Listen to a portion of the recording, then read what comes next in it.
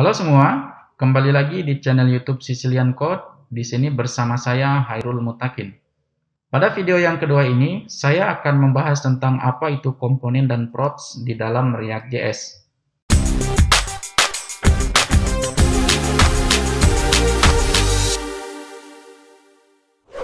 Oke, apa itu komponen? Jadi komponen adalah bagian-bagian yang menyusun UI di dalam aplikasi React.js. Nah, komponen itu ada dua jenis, yaitu kelas komponen dan functional komponen. Selanjutnya, komponen berisi logic dan template. Untuk logiknya ditulis dalam JavaScript, sedangkan untuk template React.js menggunakan JSX atau JavaScript XML. Nah, selanjutnya, setiap komponen di dalam React pasti menghasilkan sebuah output. Dalam hal ini, outputnya adalah UI yang nanti dapat kita lihat di halaman browser. Kita dapat memvisualisasikan komponen dalam bentuk komponen tree. Pada umumnya, React.js memiliki satu buah komponen yang bertindak sebagai root komponen, yaitu komponen app. Nah, si komponen app bisa memiliki beberapa cabang. Misalkan di sini, komponen app memiliki cabang di bawahnya komponen nav, komponen home, dan komponen sidebar.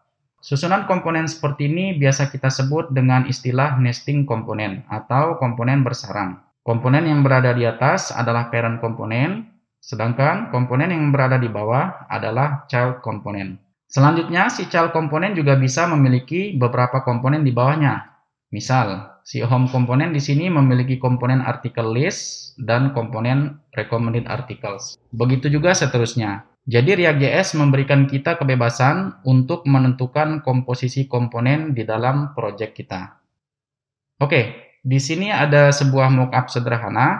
Jadi di mockup ini ada website yang memiliki navbar, kemudian main yang memiliki beberapa artikel, ada juga sidebar dan footer. Nah, berdasarkan penjelasan sebelumnya, maka navbar di sini bisa menjadi satu komponen tersendiri. Main juga bisa menjadi satu komponen, sama halnya dengan sidebar dan footer. Nah, sekali lagi, React.js memberikan kita sebagai developer fleksibilitas untuk menentukan komposisi komponen di dalam aplikasi kita. Bisa nggak satu halaman ini saya tulis semuanya di dalam satu komponen? Tentu saja bisa. Tetapi, semakin besar dan kompleks aplikasi yang kita buat, tentu pembagian UI dalam komponen-komponen kecil seperti ini akan lebih memudahkan kita. Nah, selanjutnya di sini, setiap artikel dalam komponen main bisa kita buatkan masing-masing dalam satu komponen. Misal di sini artikel pertama bisa jadi komponen tersendiri, begitu juga dengan blok 2 dan blok 3. Nah, kalau teman-teman ingat tadi, jadi di sini ada satu komponen yang memiliki beberapa komponen di bawahnya. Istilahnya adalah nesting komponen. Jadi di sini si main adalah parent komponen, sedangkan artikel di sini yang jumlahnya ada 3 adalah child komponen. Oke, sekarang kita akan kembali ke project. Teman-teman silakan buka project yang sudah di-generate pada video sebelumnya menggunakan editor. Di sini saya menggunakan Visual Studio Code. Teman-teman langsung buka folder source, kemudian app.js. Nah, untuk lebih mudahnya, pertama saya akan menghapus beberapa baris code di sini dan hanya menyisakan satu buah elemen di sini div dengan kelas name app. Nah, jangan lupa untuk import logo juga dihapus. Nah, jadi kita bisa hapus logo di sini. Hapus. Oke, kalau kita lihat di webnya, maka tampilannya akan kosong ya. Nah, komponen app di sini adalah komponen yang sudah di-generate oleh Create React App saat pertama kali kita men-generate aplikasi React.js ya. Nanti saya akan contohkan bagaimana cara membuat komponen, tapi sebelum itu saya akan coba menampilkan sebuah teks sederhana di halaman web. Nah, saya akan tuliskan di dalam div kelas name app ini H1, kemudian teksnya hello nakama. Kalau saya simpan, maka di web akan menampilkan teks hello nakama. Nah, kita bisa menampilkan dynamic values di dalam komponen ya. Di sini kalau kita lihat, teks hello nakama kita tampilkan dalam bentuk static komponen. Artinya, apa yang kita tuliskan di sini akan langsung muncul di dalam halaman web. Nah, sekarang saya akan coba menampilkan hello nakama, tetapi dalam bentuk dynamic values. Caranya di sini pertama, saya akan buat sebuah cons, kemudian namanya adalah greetings. Nah, value-nya ini saya cut dan pindahkan di sini. Nah, sekarang kita bisa tampilkan variabel greeting ini di dalam tag H1 di sini. Caranya adalah kita menggunakan kurung kurawal. Jadi kurung kurawal ini digunakan untuk menampilkan dynamic values di JSX. Nah, caranya teman-teman tuliskan kurung kurawal seperti ini. Kemudian di dalamnya kita tuliskan nama konstantanya. Di sini greetings. Kita simpan dan lihat di web, maka tampilannya akan sama ya, hello nakama. Di sini saya coba rubah menjadi halo nakama. Nah, kalau kita lihat di web, maka akan berubah menjadi halo nakama. Oke, sekarang kita akan membuat komponen sederhana. Jadi seperti yang saya jelaskan sebelumnya, komponen itu ada yang kelas komponen dan functional komponen. Nah, pada serial ini saya akan lebih menggunakan functional komponen. Karena keuntungannya, kalau kita menggunakan functional komponen, kita bisa menggunakan React Hook nanti. Nah, apa itu React Hook? Nanti akan saya jelaskan pada video-video selanjutnya. Nah, untuk menuliskan functional komponen, teman-teman bisa menggunakan keyword function seperti ini, sama seperti yang di bawahnya ya, komponen app, atau bisa menggunakan arrow function yang disediakan oleh ES6. Caranya adalah cons, kemudian nama komponennya, di sini saya tuliskan nakama, nah, kemudian arrow function seperti ini. Nah, komponen akan menghasilkan sebuah output. Jadi di sini saya akan return paragraph my name is Luffy. Oke ya, kita simpan. Kalau kita lihat di web, maka komponen yang kita buat tadi belum tampil. Kenapa? Karena di sini kita baru membuat komponen nakama, tetapi belum kita panggil. Nah, caranya kita bisa panggil melalui app komponen di sini. Cara memanggilnya adalah kita tuliskan dalam bentuk tag, kemudian nama komponen yang mau kita tampilkan. Sini nakama. Nah, teman-teman bisa menggunakan opening tag dan closing tag seperti ini, atau biar lebih simpelnya, kita bisa menggunakan self closing tag seperti ini. Jadi penulisannya lebih simpel dan lebih rapi ya. Nah, sekarang kita simpan. Kalau kita lihat di web, maka akan muncul my name is Luffy. Nah, sekarang kita coba tampilkan paragraf lagi di bawah my name is Luffy. Oke, kemudian my power is Gomu Gomu. Nah, kalau kita lihat di sini, si editor akan mendeteksi ini sebagai error. Kita bisa lihat errornya. JSX expressions must have one parent element. Jadi di sini setiap baris JSX yang kita tuliskan harus dibungkus dalam satu parent element.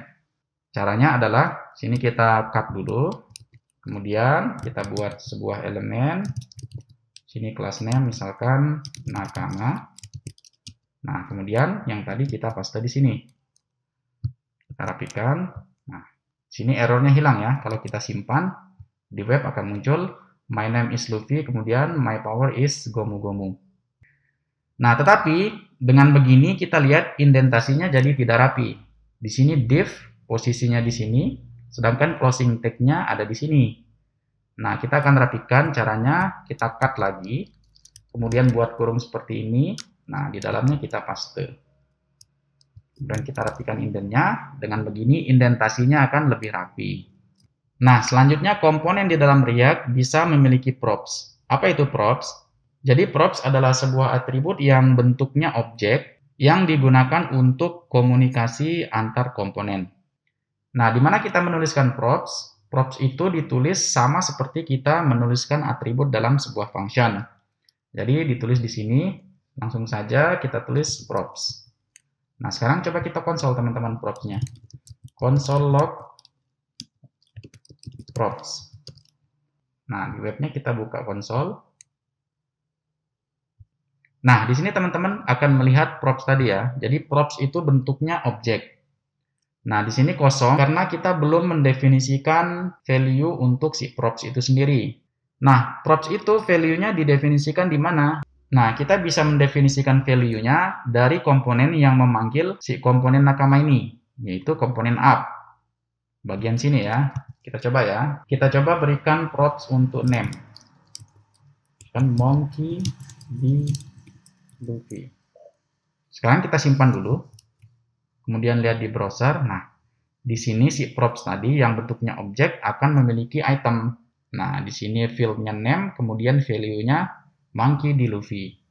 Nah, sekarang bagaimana cara kita memanggil props? Sini saya akan coba Luffy ini kita ganti value-nya dengan name di sini ya, yang dikirim dari parent element. Caranya kita hapus dulu. Kemudian kita menggunakan dynamic values seperti tadi.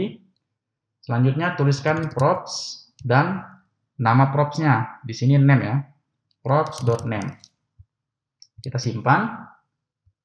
Nah, di sini tadi sebelumnya my name is Luffy, sekarang berubah menjadi my name is monkey di Luffy. Ini berasal dari name di sini ya, di dalam props. Nah, kita juga bisa mendefinisikan beberapa value di dalam props. Misalkan di sini saya mau menambahkan power untuk props-nya si nakama. Jadi, tulisnya power, kemudian value-nya Gatling misal. Nah, cara manggilnya sama. Kita ganti di sini dengan props. Nah, power. Sini ya, power di sini. Kemudian kita simpan. Nah, my power is Gatling. Kemudian di lognya kita akan melihat objek props yang value-nya ada name dan power. Sekarang kita akan mencoba memahami tentang apa itu reusable component. Jadi setelah kita buat komponen di sini nakama, keuntungannya kita bisa panggil komponen ini berkali-kali ya di dalam si parent element. Contoh, di sini saya panggil lagi nakama. Kemudian name-nya saya akan mengirim name Roronoa Zoro. Untuk powernya di sini Santoryu. Kalau kita simpan, nah di sini kita akan lihat si komponen tadi dipanggil 2 kali, tetapi dengan value yang berbeda-beda. Nah, jadi begitu ya teman-teman. Nah, kemudian satu hal yang harus kita ketahui adalah props di sini adalah read only. Artinya value dari props ini tidak bisa kita rubah. Misal ya, saya ingin merubah name di sini yang value-nya monkey di Luffy. Dari sini, saya tuliskan props.name sama dengan Nami. Kalau kita simpan, maka ini akan jadi error. Kita lihat errornya, cannot assign to read-only property. Jadi, props adalah property yang sifatnya read-only. Jadi, kita hanya bisa membaca value dari si props. Di sini saya hapus lagi. Kita simpan, tampilannya akan kembali lagi. Oke teman-teman, itu sekilas penjelasan untuk komponen dan props di dalam React.js. Untuk video selanjutnya, kita akan membahas tentang styling di React.js. Nah, apabila teman-teman merasa video ini bermanfaat, silahkan di-like. Apabila ada yang kurang jelas, silahkan ditanyakan di komen. Dan untuk mendapatkan update mengenai video-video yang akan datang, silahkan subscribe.